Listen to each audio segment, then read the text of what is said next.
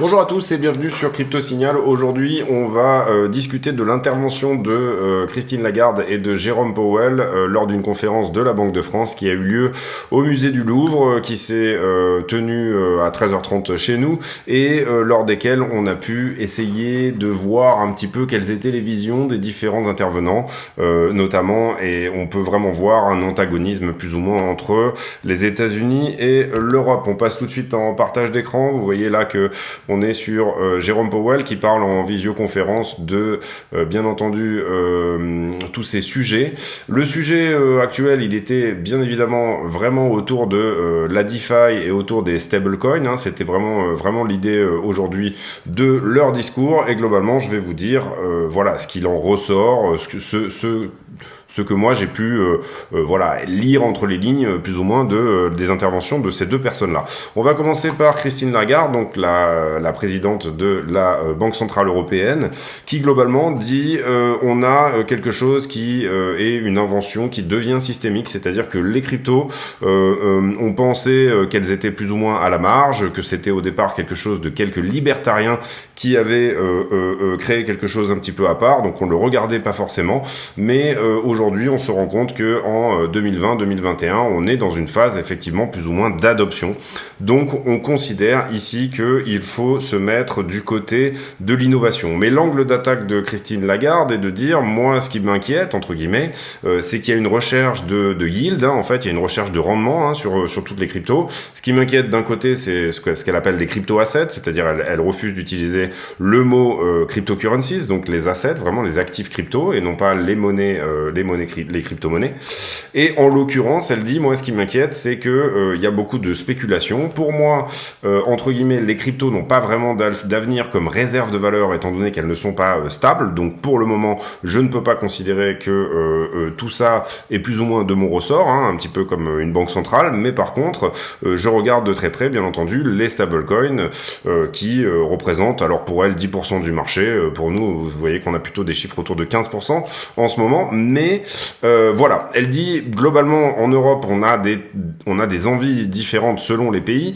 Il va y avoir certains pays comme la Suède qui font du zéro cash. Il y a absolument plus aucune transaction en cash en Suède et on est plus ou moins sur du tout électronique. Et il y a des pays comme l'Autriche qui ont voté dernièrement une loi comme quoi ils peuvent payer effectivement 10 000 euros en cash et des pays qui défendent voilà cette possibilité d'utiliser du cash. En gros, elle nous dit voilà, donc en Europe on a des disparités. Par contre, on voit cette innovation arriver très rapidement. On voit aussi une forme de demande de la part de tout le monde. Donc nous, on a décidé de lancer un projet de monnaie centrale, de monnaie de banque centrale, de monnaie digitale de banque centrale à l'échelle d'expérience en tout cas. Puisqu'on voit cette demande plus ou moins en P2P, que ça soit donc de personne à personne ou alors dans l'autre sens évoluer. Donc elle dit moi personnellement mon sujet principal c'est la protection du consommateur bien entendu par rapport à tout ce qui est crypto. C'est que quand on parle d'un stablecoin on doit parler de quelque chose qui est stable effectivement, donc qui est backé, hein, qui est sûr. Elle à un moment donné elle évoque la DeFi et plus ou moins elle dit qu'elle est plus ou moins contre cette idée de DeFi au sens finance décentralisée et qu'elle veut intervenir de manière à inclure les banques commerciales dans ce système de DeFi. En gros, voilà ce qu'il faut ressortir de ce que nous a dit Lagarde aujourd'hui. Donc on a un angle qui est très basé sur l'innovation plus que la régulation, contrairement aux États-Unis, où aux États-Unis on est plus basé sur la régulation, mais ne voyez pas dans ce terme quelque chose de péjoratif au sens où l'Europe veut produire une monnaie centrale et ne veut pas rater tout simplement le coche des cryptos, mais en ayant une monnaie centrale qui soit directement plus ou moins éditée par la Banque Centrale Européenne et donc du coup pouvoir grâce au fait d'intervenir très tôt dans ce système d'innovation pouvoir contrôler voilà un maximum de choses. Voilà pour Christine Lagarde principalement. Ensuite, Powell intervient et lui, il prend beaucoup plus cet angle de la régulation, hein, de dire, nous, on a des initiatives du secteur privé comme l'USDC par exemple, donc le Circle, la crypto-monnaie qui est sortie par une bonne partie du système bancaire, mais également BlackRock qui est investisseur dessus, etc. Donc c'est un stablecoin également. Et du coup, Powell dit same risk, same regulation. Qu'est-ce que ça veut dire? Ça veut dire tout simplement, si on me propose du cash, théoriquement, je dois avoir donc la régulation du cash. Donc en l'occurrence, il dit que, bien entendu, les smart contracts et la DeFi, donc là on sort un petit peu des stablecoins, mais on parle vraiment de la DeFi plus précisément, représentent des nouveaux risques, mais que s'ils sont régulés, ils n'incluent pas les intermédiaires bancaires nécessairement dans tout ce paradigme, on va dire, mais qu'ils représentent des nouveaux risques et que du coup ces nouveaux risques principalement pour lui sont liés à des systèmes, on va dire, de DeFi.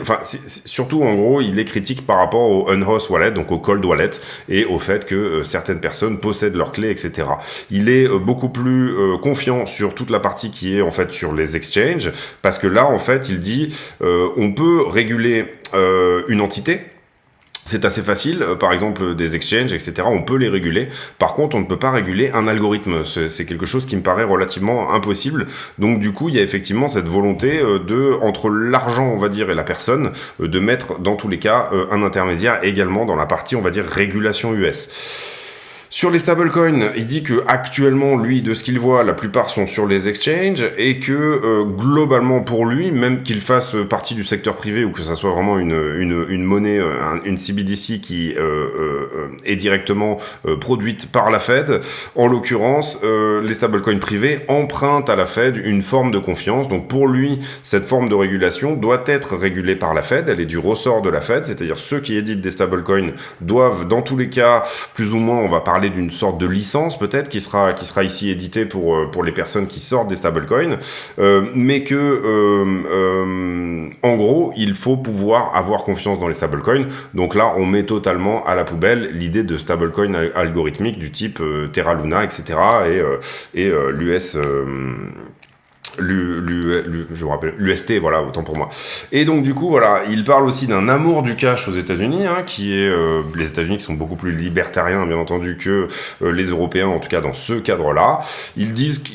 Powell nous dit, on regarde pour une monnaie centrale une monnaie digitale de banque centrale, mais pour nous, à partir du moment où elle émane d'un secteur privé, elle émane de Circle ou de l'USDT ou de toutes ces choses-là. À partir du moment où on a une régulation suffisante, en fait, finalement, la Fed se trouve plus ou moins prêteur en dernier ressort, comme c'est son travail, et en l'occurrence, les stablecoins pourraient être apparentés à ce qu'on appelle les MMF, c'est-à-dire les Money Market Funds, qui en gros représentent plus ou moins les dépôts bancaires, plus ou moins pour les particuliers, etc.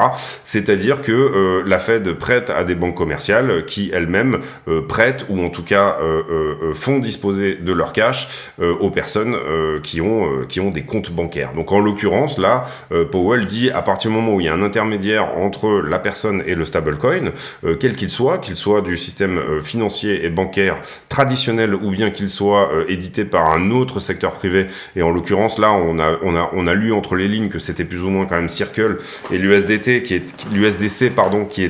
était plus ou moins mis en avant. Et du coup, lui, il n'y voit en gros aucun problème à ce que le secteur privé s'occupe de cette partie, on va dire, innovation. Donc en gros, on a l'angle américain qui est de dire on pourrait potentiellement faire confiance au secteur privé tel qu'il existe. Si jamais on édite des licences et qu'on englobe un petit peu cette idée de stablecoin, encore une fois, et qu'on édite un petit peu une forme de régulation autour de ça, si on vous dit vous avez $1, il faut qu'en face, en fait, ces personnes-là viennent acheter des bons du trésor américain, tout simplement, et viennent baquer leur dollar avec une dette qui est sûre et qu'ils en retirent un rendement, quel qu'il soit. Mais à partir du moment où on régule ça, nous, en gros, on voit plus ou moins voilà, des possibilités, bien entendu, de paiement plus rapide, etc. Donc voilà, en gros, les deux disent il faut un peg solide entre le dollar et le stablecoin que vous proposez. Et les deux, alors on a l'angle de Lagarde qui est de dire moi, je ne veux pas que la finance décentralisée globalement ne passe pas par le système bancaire déjà existant. Et de l'autre côté, on a plutôt du côté des États-Unis cette volonté de réguler. Donc on a ici deux écoles qui ont toujours été plus ou moins d'ailleurs historiquement les écoles qui sont effectivement les mêmes, c'est-à-dire des Américains qui sont plutôt libertaires mais qui sont plutôt en faveur de réguler les choses, et des Européens qui sont plutôt interventionnistes et qui sont plutôt en faveur de du contrôle global, voilà, de l'idée. Alors, qu'est-ce qui est bien, qu'est-ce qui est pas bien, je vous laisse là, ici, voilà, réfléchir un petit peu. En tout cas, on a, moi, je trouve, j'ai trouvé Lagarde relativement éloquente, même si à côté du sujet sur la DeFi, totalement, puisque c'est pas le concept de la DeFi, on parle de finance décentralisée, donc l'idée n'est pas du tout de passer par les banques de manière à faire de la finance décentralisée, c'est pas du tout le concept, hein, vous serez d'accord avec moi là-dessus. Et en même temps, de l'autre côté, on a Powell qui dit, nous, on va plutôt, entre guillemets, laisser faire, mais réguler. On passe maintenant à l'analyse technique. Je pense pas qu'on fera trop de news aujourd'hui, puisque on vient déjà de faire une dizaine de minutes là-dessus. Globalement, l'analyse technique, moi ce que je vois, c'est des jolis volumes. Ici, vous le voyez, lundi, hier, là on est mardi, la journée n'est pas finie, donc on va sûrement dépasser les volumes de ce lundi. Je vois un joli breakout du triangle. Excusez-moi. Là où précédemment, normalement, on avait plutôt un triangle baissier, on avait évoqué cette possibilité que peut-être ce triangle puisse péter à la hausse avec une target autour de 21 000 $. Pour le moment, je vois que le prix commence un petit peu à se calmer. Hein. On a ici été plus ou moins rejeté une fois après avoir pris la liquidité, en tout cas au-dessus de ce mouvement. Pour être un peu plus précis sur la target, on aurait quelque chose autour de 21 000. Je vois ici une grosse résistance, bien entendu, aux 20 700. Pour le moment, on est un petit peu au milieu de rien. Si ce mouvement trouve un petit peu de jus, c'est plutôt une bonne chose. Et je vois également cette résistance-là, qui est la violette, qui pourrait nous repousser éventuellement dans le futur aux 20 700. Donc pour moi, passer cette résistance violette serait un fort signal haussier. Et se taper la tête par exemple contre ces deux résistances là, alors là j'arrive pas à voir la date, mais globalement autour du 3 octobre, donc d'ici une petite semaine, serait quelque chose de plutôt baissier, et de dire on retourne vers ici le bas de la figure. Pour le moment également, ce support ici en jaune que vous voyez là est en train de tenir, il a même bien repoussé le prix vers le haut, donc on reste dans cette hypothèse de revenir faire un tour aux 25 000 $, et donc d'inclure ici dans toute cette figure une potentielle flat comme ceci, voilà, quelque chose comme ça. Voilà, pour le moment, c'est ça qu'on peut voir. En tout cas, ce scénario-là, il tient très bien. Et on a plus ou moins un momentum qui est correct. À savoir que en daily, hier, on a... alors, oui, en daily, oui, c'est ça. En daily, hier, on a désormais ce point qui a été confirmé à l'achat sur Bitcoin. On a cette très jolie divergence haussière. Malheureusement, le money flow n'est pas vers le haut, mais on a la VWAP en jaune ici qui s'écarte bien du zéro. Un stochastique qui a fait un joli rebond et qui est désormais autour des 67. Donc voilà, c'est plutôt joli. On cross bull, donc c'est-à-dire qu'on croise bullish ici et assez fortement, hein, avec plutôt pas mal de vigueur au niveau du MACD. Donc ça fait plusieurs jours que c'est le cas, mais globalement en daily, le momentum est plutôt bon. En weekly, on a vraiment une potentielle idée que ici cette vague va se fermer. En tout cas, c'est plus ou moins le signal qu'on est en train de voir jusque là. Vous vous rappelez que sur les options, on a un niveau d'option à 22 000 pour la fin de semaine, donc vendredi. Ici, pareil, en weekly, le MACD cette semaine qui reprend un petit peu du poil de la bête à la hausse. Toujours pas de breakout ici de cette résistance historique sur le RSI qui dure depuis 2020 désormais. Et on a un stochastique ici qui essaye de ramper en haut, même si on a un léger signe de retournement. Vous le voyez ici, le RSI en weekly qui lui finalement est peut-être en train de se retourner. Donc en weekly c'est un oui, mais en daily c'est un grand oui. En 12 heures au niveau du momentum, et on fera pas l'analyse momentum Ethereum, mais globalement on voit que le RSI stochastique rampe en haut, très fort écartement ici, vous le voyez, de la VWAP vers le haut. On entame depuis ce point qui a été confirmé désormais il y a 24 heures, une jolie hausse également sur le momentum.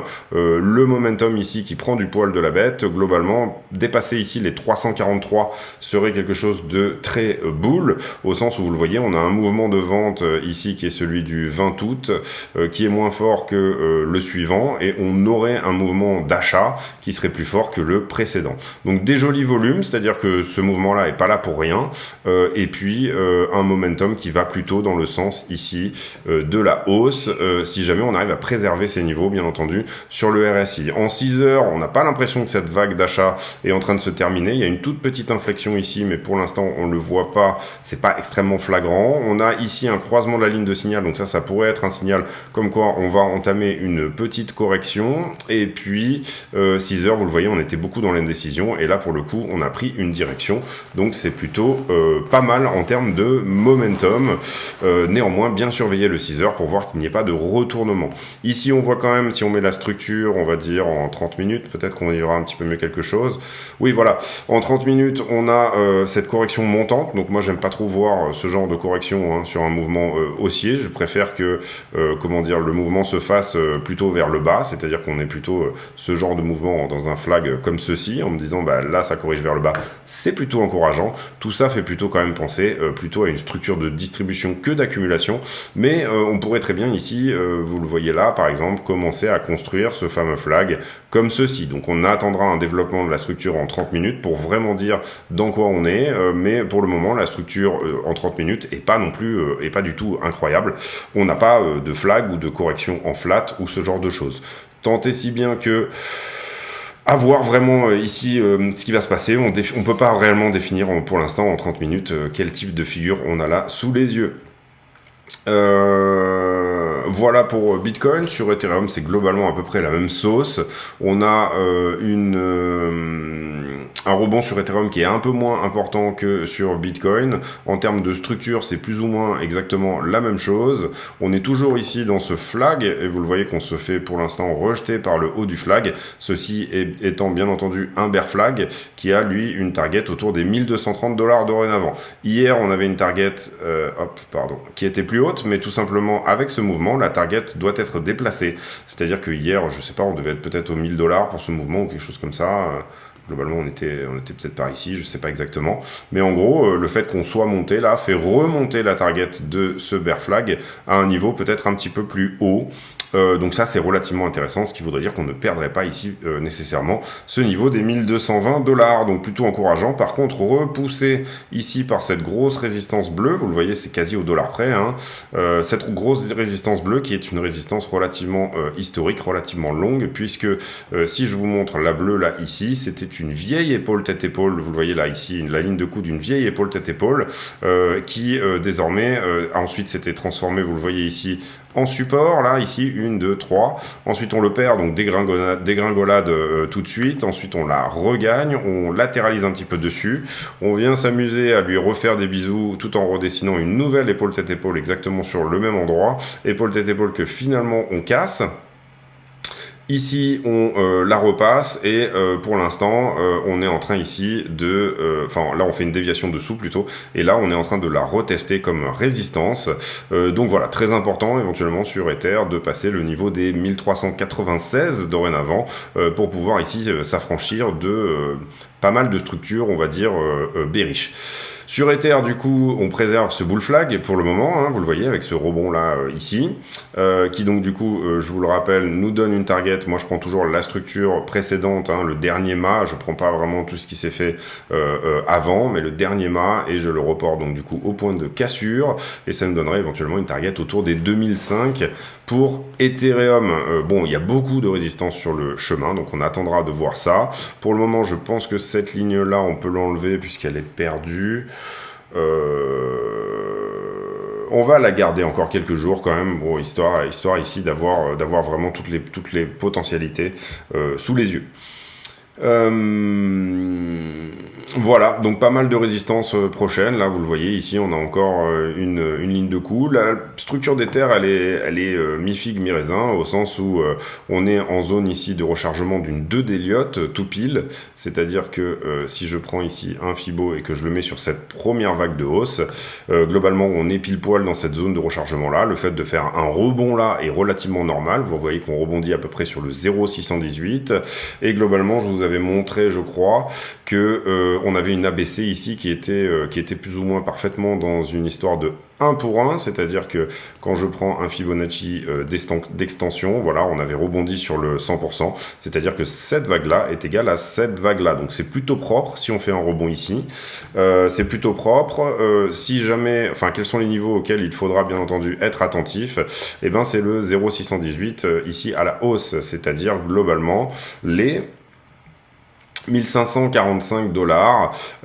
Voilà, si là on refait à nouveau un petit tour et puis s'en va, et ben à ce moment-là ça deviendra vraiment relativement bearish. Donc du coup d'abord cette résistance bleue dans un premier temps et ensuite ce niveau des 1500 $ seront les deux niveaux à passer pour être sûr qu'on est à nouveau dans une tendance haussière qui pourrait potentiellement nous amener au 2005, et ça je vous en avais déjà parlé. Tout ça nous donnerait quoi? Bah, tout simplement, et c'est relativement facile de le regarder, potentiellement une ABC de correction haussière en zigzag, c'est-à-dire 1, 2 et 3, ça fait plusieurs jours qu'on en parle. Si jamais on va chercher le 1 pour 1 dans cette correction haussière, à ce moment-là, on serait sur une target au niveau du 1 pour 1 qui serait plutôt autour des 2008, qui est donc du coup au-dessus de la target du bull flag. Je vais y arriver.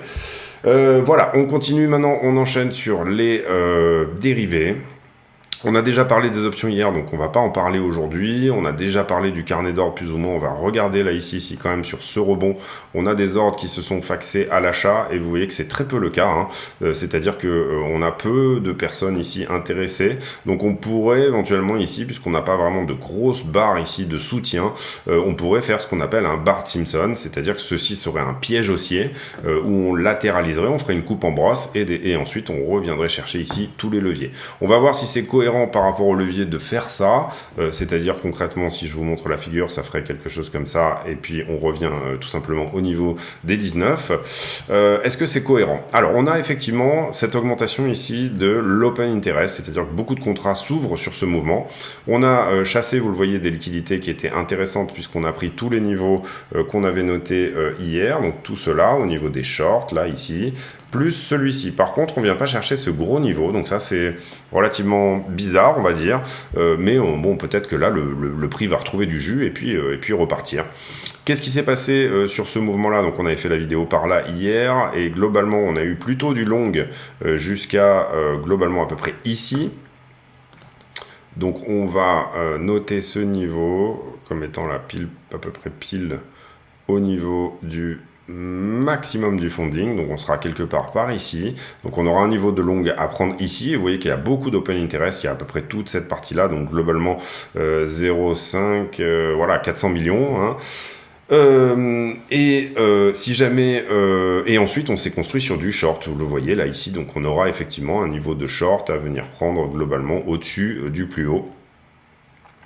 Pourquoi on s'est construit sur du short? Vous l'aurez compris, parce qu'on continue d'ouvrir des contrats, mais le funding diminue. Et puis ensuite, finalement, on reprend un petit peu du long à partir d'ici. Donc globalement, on aura un petit niveau de long à venir chercher là, et c'est ce que le prix est en train de faire présentement. Donc on va passer maintenant sur Ether. Juste avant ça, on va quand même aller regarder la heatmap, hein, enfin tout ce qui est les niveaux de liquidation et la heatmap sur Bitcoin. Ici, on est en 12 heures. Alors ça, c'est ce que j'ai sorti ce matin pour le Discord. J'en profite d'ailleurs, j'ai oublié de le faire, pour vous dire de surtout pas hésiter à vous abonner, activer la cloche des notifications, venir nous rejoindre sur le Discord, dont le lien est en description de la vidéo. Sur les 12 heures, vous voyez qu'on est plutôt un petit peu chargé en bas, autour des 19,5, et le gros des liquidités se trouve au 18,4. Ça, c'est ce qu'on peut regarder sur les 12 dernières heures. Maintenant, si on regarde le 7 jours, toujours sur Lightmap, donc les niveaux de liquidité éventuellement à venir prendre. Et bien là c'est un petit peu la même chose, 18,4 pour le gros de la liquidité, c'est-à-dire venir chasser là-dessous représenterait récupérer au moins 500 millions de dollars, voire plus, directement sous ce niveau. Et puis on a aussi de la liquidité ici, vous le voyez, jusqu'au 21,2, 21,3. Donc là on pourrait aussi avoir un petit up là ici qui vienne éventuellement récupérer ce niveau de liquidité. Qu'est-ce qu'on a nettoyé? On a nettoyé toute cette zone un peu verdâtre, donc du coup c'est plutôt un bon mouvement. Assez peu de choses qui se sont faxées au milieu pour le moment, donc ça irait plutôt dans le sens ici. En tout cas on est plus près, et on a un CVD au spot qui irait plus éventuellement dans ce sens-là, en tout cas dans ce qu'on voit pour le moment. Bon là je l'ai plus sur Bitcoin, je suis passé sur Ether, mais globalement on aurait un CVD au spot qui serait plutôt en faveur aller vers le haut pour le moment, en tout cas au niveau des liquidités. Donc là on a les options qui nous disent qu'on peut aller vers le haut, on a les liquidités qui nous disent oui il y a un petit peu de jus en haut, donc oui je peux éventuellement aller m'en occuper et aller le prendre. Qu'est-ce qu'on a nettoyé sur Ether depuis hier? Vous voyez qu'on a nettoyé ces deux niveaux de short là, on a fait la vidéo par ici, entre temps là ici il y a eu du short, il a été pris depuis, ici un petit peu de long, donc on va mettre un niveau de longueur juste là. Ensuite, donc là on a dit du long, ici on déleverage, donc pour moi j'en tiens pas compte, ici on se remet sur du longueur, donc c'est le même niveau que là, donc on va pas forcément le noter. Et là depuis, même chose que sur Bitcoin, finalement on reprend ici du poil de la bête pour venir prendre du shorter, sauf que Ether s'en occupe pas mal, et globalement ici on aura un nouveau niveau de short à venir chercher. Est-ce qu'il y a eu du relong depuis? Oui, très légèrement, mais vous voyez que le nombre de contrats diminue, donc on va pas noter ce niveau là ici. Voilà, ça c'était pour les leviers. Rapidement les liquidités des 5 derniers jours sur Ether.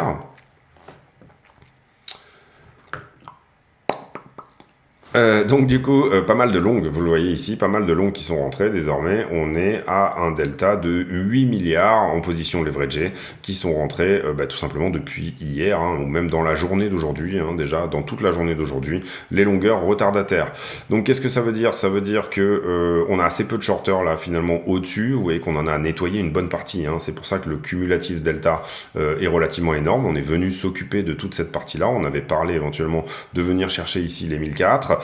Et puis là pour le moment on a beaucoup plus de longueur au dessous, et si on devait les nettoyer ça serait un retour autour des 1200, 1245. Est-ce que on va regarder le prix et voir si on trouve des cohérences là dedans?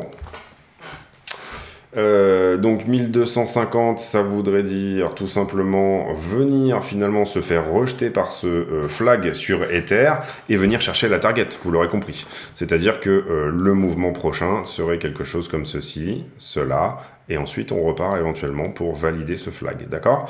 Ça voudrait dire piège haussier sur Ether potentiel, en tout cas au niveau des liquidités, on voit ici qu'il y a quand même pas mal de longues dans cette histoire, et on se fait rejeter ici par le flag, donc c'est plutôt propre. Sur Bitcoin, je trouve qu'il y a quand même un petit peu plus de liquidité au-dessus, mais c'est un petit peu la même histoire, c'est-à-dire que on a à peu près ce problème de liquidité et ce problème de... éventuellement, voilà, open interest grandissant. Alors, j'ai pas regardé la map des derniers jours sur Bitcoin, on va la regarder ensemble. À peu près la même chose, globalement, 8 milliards également, donc le même niveau d'open interest qui a été ouvert sur la journée, 8 milliards en position leveragée, en admettant qu'il y aurait peut-être 4 ou 500 millions à prendre en refaisant à nouveau ce mouvement, tout simplement en faisant, comme je le disais, une sorte de Bart Simpson. Donc est-ce que c'est un piège haussier ou pas? Très bonne question. Pour l'instant, la demande au spot est très solide, donc du coup, voilà, la structure est pas très jolie, donc si on devait dire localisation, structure, momentum, c'est pas du tout le moment d'acheter. Voilà, il fallait tout simplement acheter quand vous aviez le breakout, là par exemple ici. Donc ça serait pas forcément le moment d'acheter, sinon vous pourriez vous retrouver sous l'eau à ce niveau-là. Donc voilà, grande question aussi, c'est est-ce qu'on pourrait pas finalement déleverager une partie et revenir rebondir ici sur les 19,5 qui est quand même un support assez important. C'est quelque chose qu'on pourrait éventuellement voir, et tout simplement, qu'est-ce que ça voudrait dire? Ça voudrait dire qu'on fait une structure structure tout à fait normale qui est de dire bah, je monte, je corrige pour sortir un petit peu de monde et ensuite je remonte, d'accord? Et puis ensuite tout ça fait partie d'une structure plus grande qui éventuellement pourrait nous amener aux 25 000. C'est une possibilité. Vous voyez aussi ici, alors on est là au niveau du prix, je vais regarder un petit peu plus près. Vous voyez que là on se fait rejeter également par une bande plus ou moins où il y a eu déjà pas mal de business. Ici, on est passé un peu fort. Alors, ce qu'on va faire, c'est qu'on va prendre une time frame un petit peu plus grande et regarder un petit peu le fixed range, c'est-à-dire depuis, globalement, moi j'aime bien faire ça de temps en temps. Hop, pardon, excusez-moi. C'est prendre le range qui est là, hein. Et c'est pas la peine d'utiliser l'outil Fixed Range, en fait, vous pouvez le faire de manière toute simple, puisque le volume profile que vous allez afficher quand vous avez l'abonnement TradingView, il va s'adapter aux bougies que vous regardez. Et globalement, où est-ce qu'est le point de contrôle? Il était ici, vous le voyez, sur les 19,8. Donc, une correction au 19,8 pourrait vraiment ici être quelque part dans les tuyaux, pourquoi pas. Et là, globalement, où est-ce qu'on est le prix? Vous voyez qu'on est à peu près ici à ce niveau là, donc on pourrait effectivement venir faire un mouvement jusqu'au 21, continuer d'accumuler du longueur et finalement marquer ce mouvement un petit peu plus tard. J'ai parlé des 0,618 tout à l'heure, j'ai parlé des 0,618 comme étant les 21 je crois, ou je me suis peut-être fait peut-être que je me trompe. 20 800, voilà, ça pourrait concorder, hein, c'est-à-dire que en gros ça nous donnerait ici un rebond au 20 800, ensuite une correction par exemple au 0,618 hein, ou 0,5 en tout cas, quelque chose comme ça, c'est-à-dire quelque chose comme ceci. Donc piège haussier, oui, mais pas totalement, quelque chose plus ou moins comme cela. On reviendrait rebondir sur les 19,5 et vous voyez que là, il y a une jolie concordance entre mon 0,618 et mon 19,5. Du coup, si jamais ce mouvement-là de A s'arrêtait autour des 20 800, c'est-à-dire 700 $ au-dessus du mouvement actuel, et on va dire la structure la plus commune dans ces cas-là serait, vous le savez maintenant, faire un 1 pour 1, c'est-à-dire venir ici chercher quelque chose autour des 22 000 avant une potentielle nouvelle correction. Est-ce que si on va à 22 000, ça veut dire pour autant qu'on repart en tendance haussière, etc. Non, pas forcément. On aura ici, en tout cas, quelque chose à regarder pour avoir vraiment la structure finale, voir la structure tout simplement se développer. Si jamais on prend ici, parce que pour moi ce mouvement-là est correctif, hein, voilà, mais si jamais on prend ici à l'inverse le plus bas des 18 200 et qu'on fait à peu près le même exercice, donc on était ici, voilà.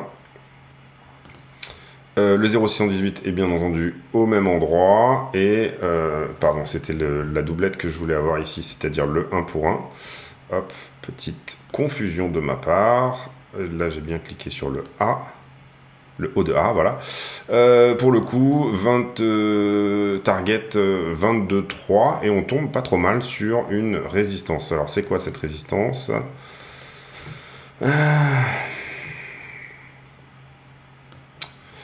C'est la grande épaule tête-épaule, la même que je vous montrais tout à l'heure sur Ether. Pour le coup, Bitcoin en est plus loin. Ether est dessus, mais Bitcoin en est plus loin. Intéressant de voir qu'on a une jolie concordance ici entre les niveaux de Fibonacci et une éventuelle structure. Donc on va la garder. On va la mettre ici, par contre, en un peu plus petit, histoire qu'elle nous encombre pas trop la charte, et on va essayer de voir si peut-être c'est quelque chose qui pourrait se développer, c'est-à-dire pour le moment monter potentiellement en s'essoufflant jusqu'au 20 700, ensuite assez rapidement venir corriger en 3 vagues jusqu'au 19,5 et repartir par la suite au 22 376 pour avoir tout simplement éventuellement, encore une fois c'est une éventualité, je parle d'éventualité ici, et bien la première vague de notre ABC suivante qui nous emmènerait elle au potentiel, cette potentielle fameuse flat des 25 000, pourquoi pas. On regardera, pour l'instant on fait un jour après l'autre et on voit après ça. C'est tout pour moi aujourd'hui, je vous souhaite à tous une excellente journée. On fera demain un gros point je pense sur la stablecoin dominance et ce fameux diamant qui d'ailleurs dont j'ai parlé hier, qui a bien pété à la baisse là, hein. Donc la target d'un diamant qui pète à la baisse, c'est tout simplement un retour ici au point précédent, c'est-à-dire sur ce support là. Donc là, pour le coup, ça nous donnerait pas mal de jus. Alors, on va pas y aller tout droit, mais ça nous donnerait à peu près le jus pour retourner aux 25 000, comme je vous expliquais. Alors, peut-être pas 25 000 dans l'immédiat. On était sur quoi là? La valeur du Bitcoin au 11 septembre et celle au 24 août. On va vite fait aller regarder ça, histoire d'avoir plus ou moins une idée à market cap égal. J'ai dit 11 septembre et 24 août. 11 septembre, eh ben, on était au 22,5 et 24 août, on était autour des 21-22 également.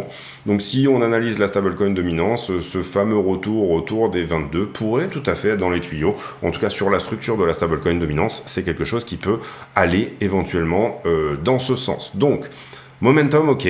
Localisation, non, c'est trop tard. Il fallait rentrer avant, ou en tout cas, vous attendrez ce fameux retracement de B. Si vous êtes en tout cas fervent d'une nouvelle tendance haussière, enfin d'un petit rallye de soulagement, une vague, une correction vers le haut, voilà, c'est ça. Régulation, etc. On l'a vu avec Powell et compagnie. C'est pas trop mal, on va dire. En tout cas, on voit qu'ils commencent à maîtriser un petit peu mieux leur sujet que ce que c'était le cas il y a quelques mois. Qu'est-ce qu'on a d'autre? Donc technique sentiment, la liquidité, il y en a au-dessus, il y en a au-dessous, hein, on l'a vu, ça on le dit depuis plusieurs semaines. Donc voilà, on est un peu au point où le marché doit un petit peu choisir. Le fear and greed, bon, on est dans l'extrême peur, donc enfin on est dans la peur, donc voilà. Voilà, sur toutes les analyses plus ou moins en tout cas fondamentales, techniques et sentiments, à part bien entendu le CPI qui va sortir désormais dans une quinzaine de jours et qui nous donnera pas mal de réponses au niveau du fondamental dans son ensemble, c'est-à-dire je vous parle souvent que les cryptos dépendent de deux grosses narrations qui sont la régulation d'un côté, régulation US, régulation dans tous les sens, et également bien entendu de l'inflation. En ce moment, c'est les deux grosses narrations. Ces deux grosses narrations-là pourront éventuellement développer et permettre une adoption d'abord par les institutionnels et puis une adoption bien entendu par les retail, c'est-à-dire que ici on pourrait avoir bien évidemment, si on a un bon CPI, un mouvement haussier assez conséquent.